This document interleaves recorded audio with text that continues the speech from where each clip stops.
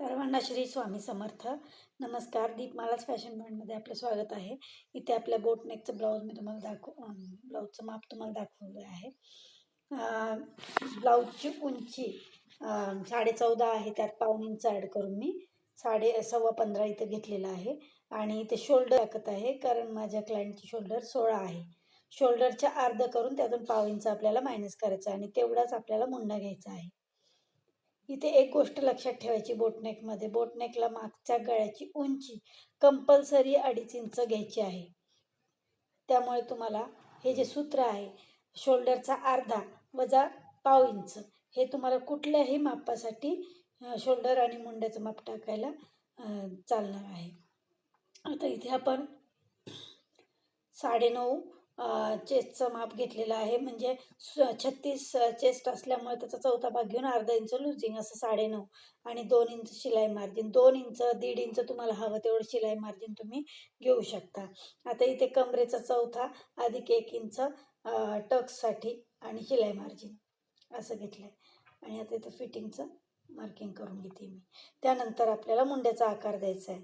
आता याचा मुंड्याचा आकार हा बोटनेकचा खोलून असतो. फक्त त्या कोणापासून अर्धा इंच वरती आपल्याला घ्यायचा आहे. आणि बघा, मी अशा पद्धतीने, मला हातानेच आकार द्यायची सवय लागली, त्यामुळे मी स्केल वगैरेचा वापर करत नाही. शेपपट्टीचा अर्धा इंच इथे आलेला आहे. तुम्ही सुद्धा आहे ना, नेहमी जर आकार देत गेलात तर तुमच्या हाताला आपोआप सवय लागेल. कुठल्याही शेपपट्टीची तुम्हाला गरज लागणार नाही. आता इथे आपण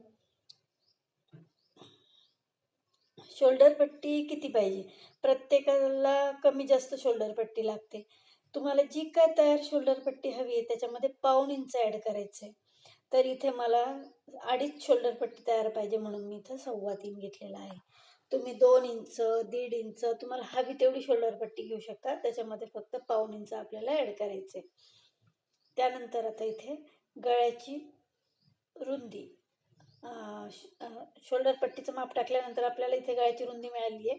आता गळ्याची उंची आपण इथे 2.5 इंच घेऊन याला आकार दिला आहे गळ्याला, मागच्या गळ्याचा. आता फक्त हा वरचाच आकार दिला, त्याला परत खाली आणखी तुम्हाला की होल किंवा आकार द्यायचा असेल तर तो तुम्ही तुमच्या आवडीनुसार देऊ शकता. हे असं पेपर पॅटर्न तयार करून ठेवलं तुम्हाला नंतर कुठलाही आकार त्याला देता येतो.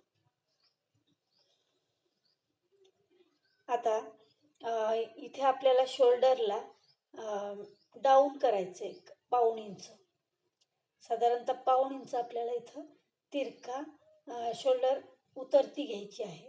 जसं की डीप नेकला आपण गळ्याच्या बाजूने उतार देतो आणि बोट नेकला आपण मुंड्याच्या बाजूने उतार देतो.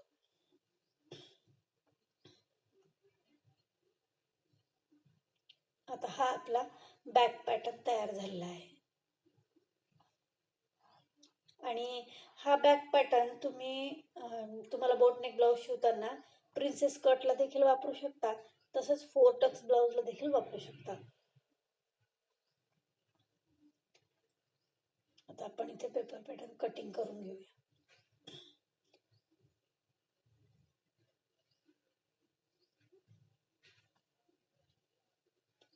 आता आपला हा बॅक पॅटर्न तयार झाला आहे. आता फ्रंट पॅटर्न आपल्याला याच्यावरूनच तयार करायचा आहे. तर मी अलीकडून 2 इंच इथे सोडलेलं आहे, बाकी उंचीला हे सेमच घेतलेलं आहे. आणि 2 इंच सोडून त्याच्या पुढे तसं तसं बॅक पॅटर्ननुसार हे मी आखून घेत आहे. हे बघा,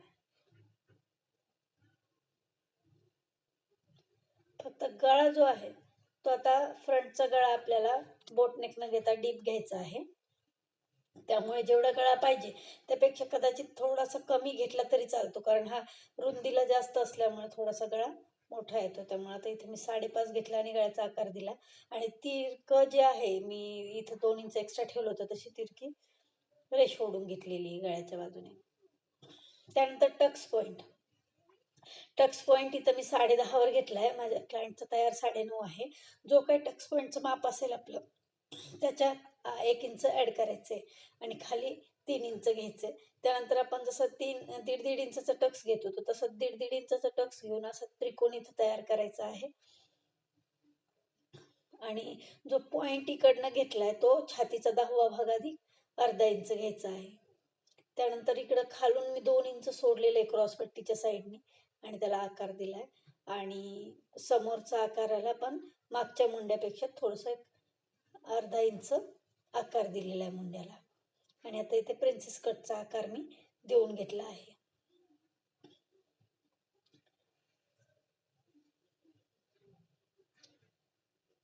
त्यानंतर आता मी इथे प्रिन्सेस कटच्या आकारानुसार कट करून घेते आहे. आता हे केलेलं पेपर कटिंग कपड्यावरती कसं वापरायचं आहे आपल्याला आणि कुठे काय वाढवायचं आहे थोडंसं किंवा कसं वापरायचं, काय कमी जास्त करायचं ते देखील मी तुम्हाला आता इथे सांगणार आहे. आता आपण याला इथे कपड्यावरती बघूयात कसं टाकायचं. बॅक हुक असल्यामुळे मी एक 1/2 इंच की नाही पाठीच्या म्हणजे गळ्याच्या बाजूने थोडासा कपडा एक्स्ट्रा घेतला आहे, म्हणजे कारण की शिवून ते हुक ताणल्या जायला नको.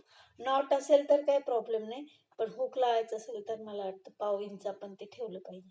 बाकी जसं आहे तसंच मी याला अस्तरवरती आखून घेतले. आता हा प्रिन्सेस कटचा समोरचा भाग,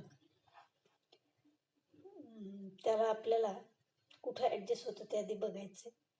आपल्या कपड्यानुसार आणि मापानुसार आपली जागा चेंज होऊ शकते.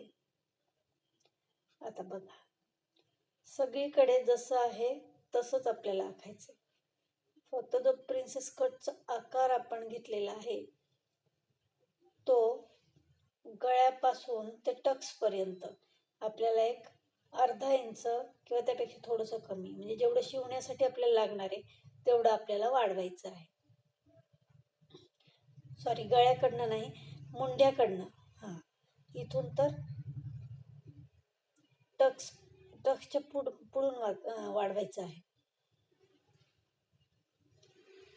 अशा पद्धतीने त्याला आपल्याला आकार देऊन घ्यायचा आहे.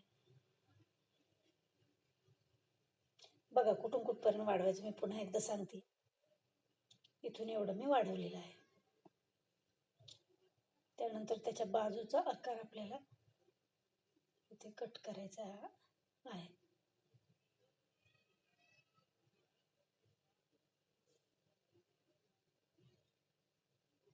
याला सुद्धा तसंच करायचं. टक्सच्या नंतर म्हणजे टक्स पासून वरती मुंड्याच्या आकारापर्यंत तेवढं शिलाईत जाईल एवढं आपल्याला वाढवायचं आहे.